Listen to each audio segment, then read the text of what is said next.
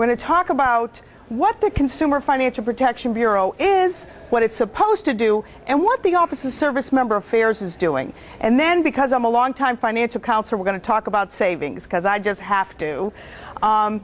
I feel honored to be here back amongst National Guard Bureau. I had the honor of working on the Joint Staff years ago in family programs. And I am a retired active duty E8 from the Air Force. And it was the first time I really understood the reserve component when I went to work for the Guard. And it was like, oh my God, the challenges that National Guard members have versus a service member, an active duty member, were so different. I can remember calling back to the family support centers in the active duty and go, I never want to hear you guys whining again, because the Guard does what we are fully staffed to do with one or two people, and they do it well. So we understand at the CFPB, and certainly Mrs. Petraeus does, what the unique challenges are, and she has your needs first and foremost in her mind. Today I have with me Brandon Smith. He's going to talk to you later on about one of the neat functions we have called consumer response, where people are actually listening to what's going on out there, what the problems are, and helping them solve their issues. Brandon is very unique because he has a banking background. So he's able to really talk to the bankers in their speak and the financial institutions. So it really has turned out well. And he's one of the representatives that's particularly service member affairs in the larger CFPB. So why don't we go to the next slide? Who's got that? Oh, Brandon. Thank you, Brandon. Of course, like any other financial agency, we have a mission and we have a vision. And the mission is all about making things fair and doing it through writing the types of rules, in your speak, regulations, to make sure that things happen fairly. You know, I was one of those service members that did it all wrong. I had debt, I had no savings when I retired. I mean, I just kept my debt low enough to keep my security clearance, because I was aircraft maintenance, and I had to make sure I did that.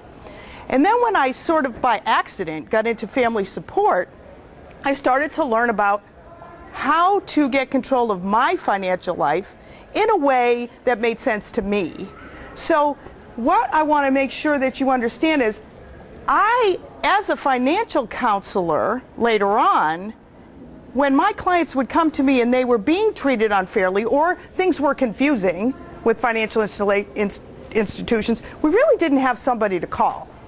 If they had a lemon law violation with their car, we knew who to call. If their washing machine wasn't working and the warranty was still good, we knew who to call. We didn't know who to call for this. Now there's a place.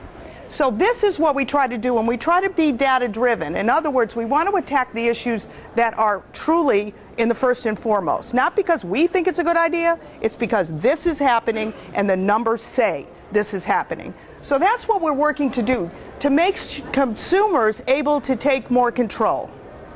Next slide. So what are we trying to do? We want consumers to see prices up front. How many of you have bought a house? Did you understand that paperwork? My goodness, no. We have a lawyer on our team. He just refinanced. He was like, what the heck? He's a lawyer. So those are the kind of things that we're trying to make happen. If you look at our website, and also we put out for public comment, our idea of what mortgage paperwork should look like. And hopefully that's going to convert to a law, to a regulation, where this is what things will have to do. So we'll be able to understand what the heck we're signing. All those words on the back of your credit card statement, who knows what that means? We should know what that means. Now, we're all about fairness. If you still sign on to a bad deal, we're not there to help with that. We're here to make sure you know what you signed on for. I know when I was a young airman, I still would have made stupid mistakes, but at least I would have known I was making them. I didn't know until later that perhaps somebody was cheating me, or I simply couldn't understand it. So those are the kind of things that we're trying to do, to make sure, most of all, that nobody can be unfair or deceptive. That's just not right. It's not right for anyone. So of course we represent the Office of Service Member Affairs, but we're part of the big machine for the entire nation, and we're trying to make those things fair.